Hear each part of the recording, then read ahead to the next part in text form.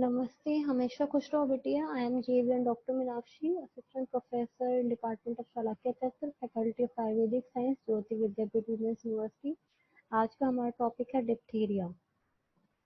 Diphtheria is an acute bacterial infection caused by Corynebacterium diphtheria. It is a gram-positive bacillus. This bacillus secretes the potent exotoxin, a major determinant of the pathogenicity. The children are more affected. It occurs mostly in winter and autumn seasons, and both sexes are equally affected. Then the pathogenesis of diphtheria, it spreads through droplet infection during coughing, sneezing and talking, and some persons are carriers of this disease. Once affected, remains infected till the virulent bacilli are present in lesions, usually 2 to 4 weeks. Diphtheria is a rapidly spreading acute febrile illness with both local and systemic pathology. The primary lesion in upper respiratory tract go, then there occur the necrosis of epithelium, then injury leads to plasma leak, fibrin network formation of bacteria, then pseudomembrane formation, then adherent to the underlying tissue like nose, pharynx, larynx, tonsils, then scraping leading to bleeding. At this site, they produce toxins that is absorbed and disseminate to whole body.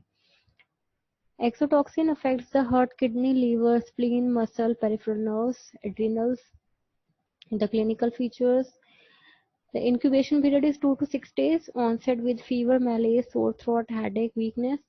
Nasal diphtheria: the serosanguinous discharge. In tonsillar diphtheria, there is dysphagia, sore throat, cervical lymph node enlargement.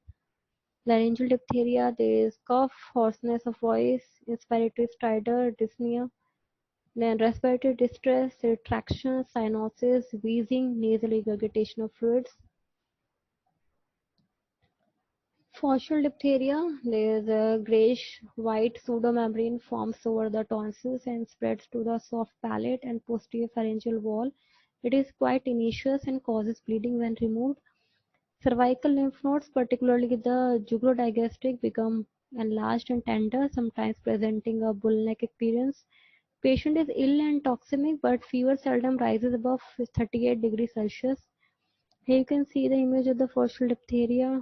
Here is an image of the enlarged glands and faucial diphtheria. The complications are: the CVS typically occurs after 1 to 2 weeks of illness like myocarditis, cardiac arrhythmia, CHF.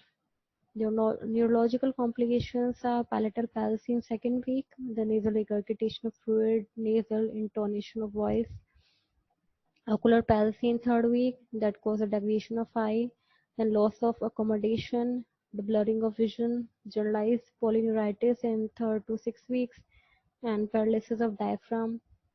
Diagnosis made by the clinical feature with detection of pseudomembrane, Albert staining of swab from oropharynx, larynx, but culture takes 8 to 10 hours to be positive, and don't wait for the culture report to start the treatment. Management: in any suspected diphtheria, immediately start treatment with antitoxin and antibiotics. Antitoxin is the mainstay of the treatment to neutralize the free circulating toxin in the blood that is not bound to tissue. Antibiotics are used to eradicate the organism producing the antitoxin and to prevent the spread. The antitoxin dose is based on the site involved and the duration and severity of disease. 20,000 to 40,000 units for diphtheria in less than 48 hours, or when the membrane is confined to the tonsils only. 80,000 to 1,20,000 units if disease has lasted more longer than 48 hours or the membrane is more extensive. Antitoxin is given by IV infusion in saline for 60 minutes. The antibiotics used are benzyl penicillin 600 mg 6 hourly for 7 days. Erythromycin is used in penicillin sensitive individuals 500 mg 6 hours orally. And then the next diphtheria is laryngeal diphtheria. It is secondary to faucial diphtheria, affecting children below 10 years of age. Incidence of diphtheria in general is declining due to widespread use of immunization. Then pathology: the effects of laryngeal diphtheria is due to formation of tough pseudomembrane over the larynx and trachea, which may completely obstruct the airway. Then exotoxin liberated by the bacteria leading to myocarditis and various neurological complications. The clinical features are general symptoms, the onset with low-grade fever, sore throat, malaise, but patient is very toxic with tachycardia and thready pulse. Next clinical feature is laryngeal symptoms like hoarse voice, whooping cough, inspiratory stridor, increasing dyspnea with marked upper airway obstruction. Next clinical feature is membrane, grayish-white membrane on tonsils, pharynx and soft palate. It is adherent and its removal leaves a bleeding surface. Similar membrane is seen over larynx and trachea. Cervical lymphadenopathy, the characteristic bull neck may be seen. Diagnosis is always clinical but confirmed by smear and culture of Corynebacterium diphtheria. Treatment is started on clinical suspicion. Treatment is diphtheria antitoxin, 20,000 to 40,000 units IV route as saline infusion after test dose. We should go for antibacterials like benzyl penicillin or erythromycin if allergic to penicillin. Then maintenance of airway like tracheostomy, direct laryngoscopy, removal of membrane and intubation. Then complete bed rest for 2 to 4 weeks. The complications of diphtheria are asphyxia and death due to airway obstruction, toxic myocarditis and circulatory failure, palatal paralysis with nasal regurgitation, laryngeal and pharyngeal paralysis. Prevention. For prevention, we should go for isolation of patients till 2 cultures from nose to throat are negative. The care of contacts keep under observation for at least 7 days. No role of prophylactic antitoxin is there. Then we should go for active immunization, replace TT with TD. Thank you so much. This session is powered by digital version 2.0 Jyoti Vidyapeeth Women's University. I hope you are satisfied with my digital session. If you have any query, please write in the comment box. I will resolve it. Thank you so much. Namaste, Hame Kusha Kushro video. I am GVN Dr. Minakshi, Assistant Professor in Department of Shalakyatantra, Faculty of Ayurvedic Science, Jyoti Vidyapeeth women's university. आज का हमारा topic है neoplasm of salivary glands.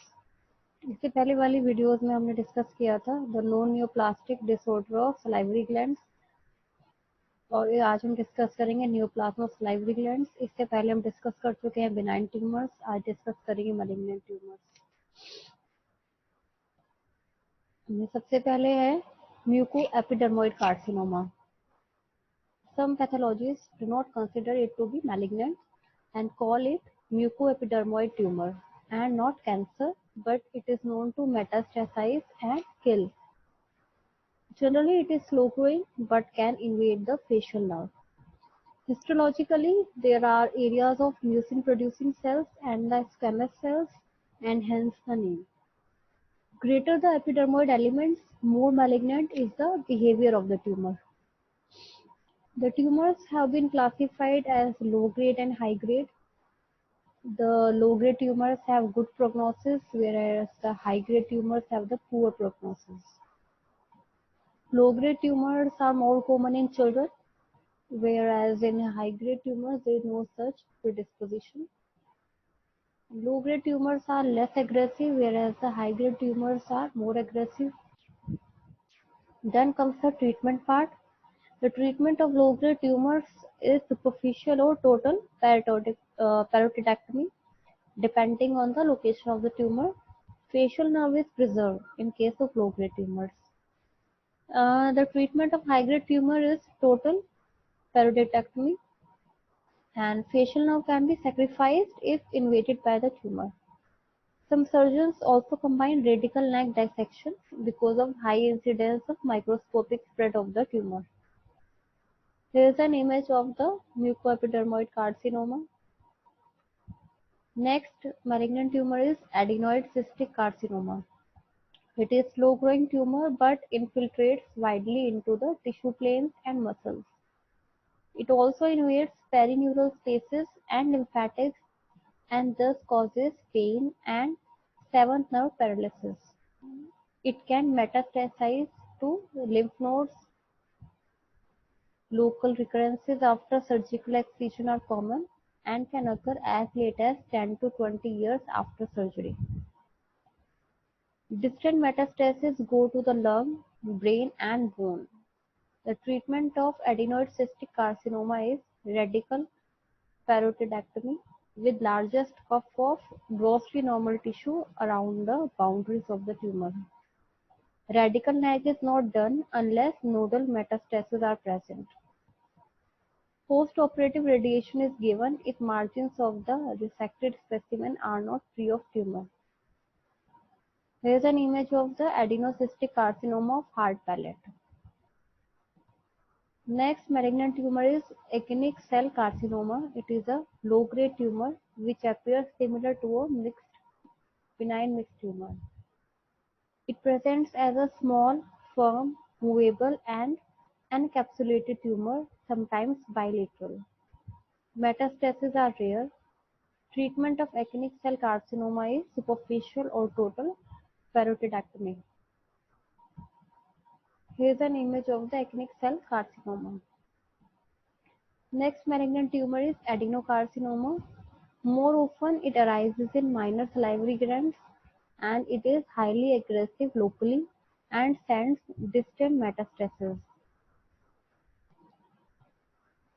The next malignant tumor is malignant mixed tumor. There are two varieties of this tumor. First is carcinoma developing in pre-existing benign mixed tumor, and second is a de novo tumor. The latter has much shorter history. Rapid growth and pain developing in a benign tumor should always arouse a suspicion of malignant change. Treatment of malignant mixed tumor is radical parotidectomy. Facial nerve sacrifice during operation is grafted immediately. Next malignant tumor is squamous cell carcinoma. It is rapidly growing tumor that infiltrates, causes pain and ulcerates through the skin. It can metastasize to neck nodes. Treatment of squamous cell carcinoma is radical parotidectomy, which may include cuff of muscle or even a portion of mandible, temporal bone and the involved skin. Radical neck is combined if nodal metastases are present. Surgery is followed by post-operative radiation to primary site and the neck. Here is an image of the squamous cell carcinoma. The next malignant tumor is undifferentiated carcinoma. It is rare but aggressive tumor. It has a tendency to spread rapidly, causes pain, becomes fixed to skin, and ulcerated. It causes facial paralysis and cervical nodal metastasis. Treatment of undifferentiated carcinoma is wide excision, radical neck, and post-operative radiation. The next malignant tumor is lymphoma. It is a rare tumor, usually associated with systemic disease, but may occasionally be a primary tumor. Treatment is same as that for other lymphomas. Next malignant tumor is sarcoma. Rarely other sarcomas, for example, rhabdomyosarcoma may arise from the parotid. Next malignant tumor is Frey syndrome. Frey syndrome arises as a complication of parotid surgery, usually manifesting several months after the operation. Clinical features of Frey syndrome are sweating and flushing of the preauricular skin during mastication, causing nuisance to the person or social embarrassment. It is a result of apparent innervation of sweat glands by parasympathetic secretomotor fibers which were destined for the parotid gland. Here is an image. You can see in the normal case the innervations. In the lower image of Frey syndrome, you can see the parasympathetic innervation to the sweat glands which were designed for the destined for the parotid gland. Here is an image of the Frey syndrome gustatory swelling. Now instead of causing salivary secretions from the parotid, they cause secretion from the sweat glands. The condition can be treated by tympanic neurectomy, which intercepts these parasympathetic fibers at the level of middle ear. Some people like to place a sheet of fasciolata between the skin and the underlying fat to prevent secretomotor fibers reaching the sweat glands. Subcutaneous infiltration of botulinum toxin has also been used to alleviate the symptoms. Generally, no treatment other than reassurance is required in most of these patients. Thank you. This session is powered by Digital Version 2.0, Jyoti Vidyapeeth Women's University. I hope you are satisfied with my digital session. If you have any query, please mention in the comment box. I will resolve it. Thank you so much.